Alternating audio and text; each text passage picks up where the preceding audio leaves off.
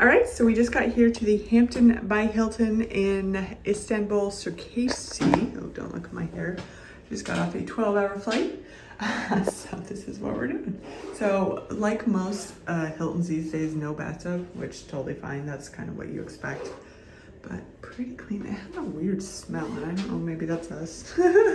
Maybe not. Full-length mirror, which is nice. Kind of this weird closet thing they've been doing. Don't love it, but at least there's places to hang stuff up. So your stuff, your dryer, safe. Let's see. Oh, mini bar, fridge. Ooh, iron. Very nice. All right. I mean, pretty simple, but this was actually fairly inexpensive. Obviously, prices change, but I think we paid less than $100 a night.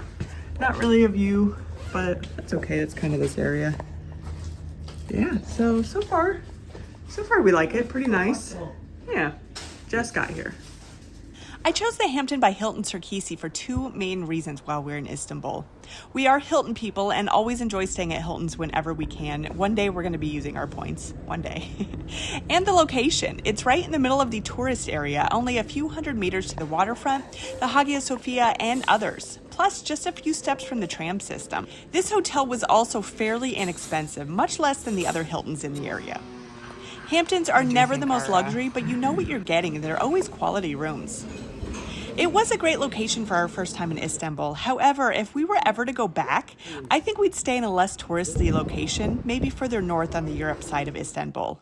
It felt a little more genuine and a little less touristy up there.